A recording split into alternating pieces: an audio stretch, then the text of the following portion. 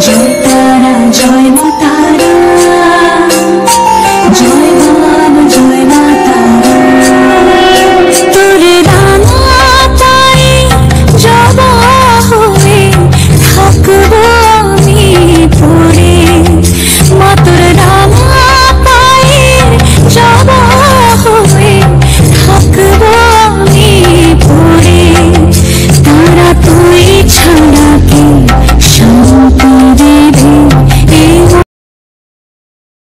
Good morning, আমি পিউ। আমার আরও একটি ব্লগে সবাইকে অনেক ওয়েলকাম। তো অনেক দিন পর আবার বড় ব্লগ শ্যুট করলাম, আর বেশি টাইমও নেই, কারণ হচ্ছে আমরা ট্রেন পাবো কি না জানি না। আর আমরা যাচ্ছি আজ তারাপীঠ, কিন্তু আমি পৌঁছাতে পারবো কি না তাও জানি না। আগেও একবার গিয়ে যেতে পারিনি, হাফ রাস্তা দিয়ে ফেরত আসতে হয়েছিল, কারণ ওদিকে বর্ধমান থেকে ট্রেন পাইনি। আর এবারও সেম কেস, এখন জানি না পাবো কি না। তো চলো তাড়াতাড়ি করে ঝটাফট যেতে থাকে। তো ঝটপট করে টোটো উঠে গেলাম, কিন্তু মনেরও হয়েছে এক দুশ্চিন্তা যে ট্রেন পাবো কি না। তারপর প্ল্যাটফর্মে এসে দেখছি ও আগের ট্রেনটাই এখনো আসেনি। তো মা যদি কৃপা করে নিশ্চয়ই যাওয়া যায়, তার জন্য আমরা আগের ট্রেনটায় চেপে পড়েছি। 4:30 ট্রেনটাই ঢুকেছে 5:30টায়। তো এই যে আমরা সবাই মিলে একদম তারাপীঠ যাওয়ার ট্রেনে উঠে পড়েছি, আর বর্ধমান থেকে ছেড়েও দিয়েছে। মনে অনেকটা আনন্দ নিয়ে যাচ্ছি মায়ের দর্শনে। ফার্স্ট টাইম মাকে দেখবো, সে একটা অনুভূতি আলাদা। তো চলো যা যা।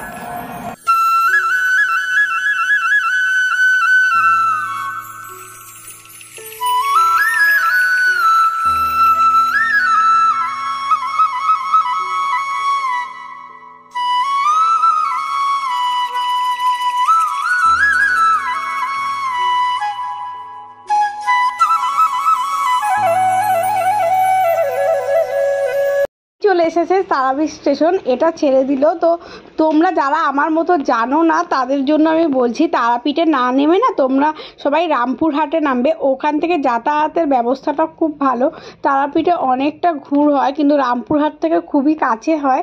তো আমরা এই যে রামপুরহাট স্টেশনে নেমে পড়েছি, আর এখন সবাই চলছে চা। এই দেখো আমাদের পুরো টিম, টোটাল আমরা 10 জন গেছি।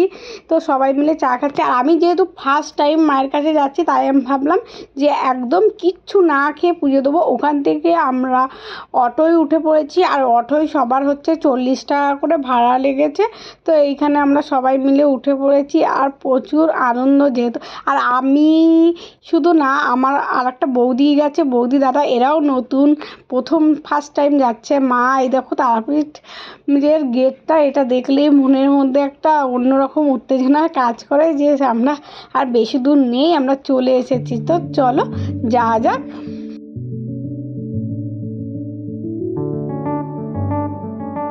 এই যে আমরা এখন এই গেট দিয়ে প্রবেশ করব। আমরা না লাইনের উল্টো দিক থেকে প্রবেশ করছি, যাতে এইখান থেকে আমরা ডালা নেব, তাই কাকার চেনা দোকান থেকে। তো কাকাই যেহেতু আমাদের নিয়ে এসেছে, কাকা তো প্রায় আসে কাকা। তো এইখানে অনেক বাজার আছে, অনেক সুন্দর সুন্দর জিনিসও পাওয়া যায়। এখান থেকে লাইন দিয়ে তোমার বাজার রয়েছে। তারপর আমরা দোকানে চলে এসেছি। এখানে নাম আর গোত্র লেখা হচ্ছে, যাদের নামে পুজো দেওয়া হবে। তারপরে এখান থেকে আমরা সবাই ডালা নিয়ে নিয়েছি। এই যে আমাদের পুরো দোকানটা জুড়ে আমাদেরই লোক বসে আছে। আর এই যে ব্রাহ্মণ ঠাকুর সব কিছু গুছিয়ে দেখে নিচ্ছে, ইনিই আমাদের পুজোটা করিয়ে দেবে। তো এখন আমরা সব ডালা নিয়ে যাচ্ছি মন্দিরের দিকে। কিন্তু মন্দিরে যেয়ে দেখি প্রচণ্ড ভিড়। তোমার ভিআইপি লাইনেও প্রচণ্ড ভিড়। আর ভিআইপি লাইনে না মাথা পিছু 500 টাকা করে লাগবে। আর ওই যে ওই দিকটা দেখছো, ওই দিক দিয়ে ঘুরে ঘুরে প্রচণ্ড লাইন। আমরা প্রায় 6 ঘন্টার মতো লাইনে ছিলাম। প্রচণ্ড বৃষ্টিও হচ্ছিল, কিন্তু না ব্যবস্থা খুবই ভালো। লাইনে থাকলেও তোমার হচ্ছে কষ্ট হবে না, এত সুন্দর এখানের ব্যবস্থাটা। আমার বিশেষ করে প্রচণ্ড ভালো লেগেছে।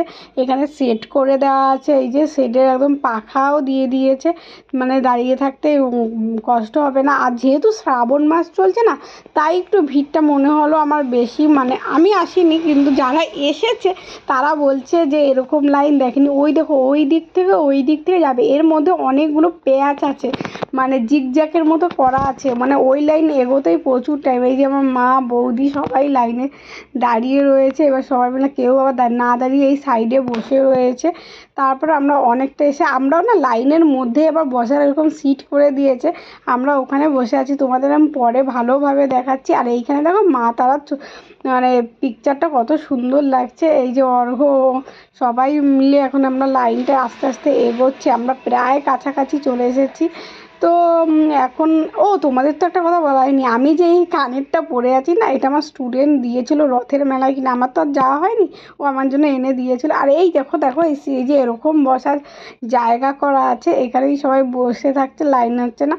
আর তোমার হচ্ছে তোমার 12:30 থেকে তোমার 1টা পর্যন্ত আবার মন্দির বন্ধ থাকে, তো বন্ধর মধ্যে আমরা পড়ে গেছিলাম। তো তারপরে আমরা প্রায় 4টের সময় পুজো দিয়েছিলাম। এইখানে এই দেখো আমাদের এখন অঞ্জলি দেওয়া হচ্ছে, এখন আমরা অঞ্জলি দেবো, তার জন্য এখান থেকে ফুল নিয়ে নিচ্ছি, সবাইকে ফুল দিয়ে দিচ্ছে। এইখানে লাইনে বসে অঞ্জলি দিতে হবে, মায়ের সামনে সেভাবে হবে না।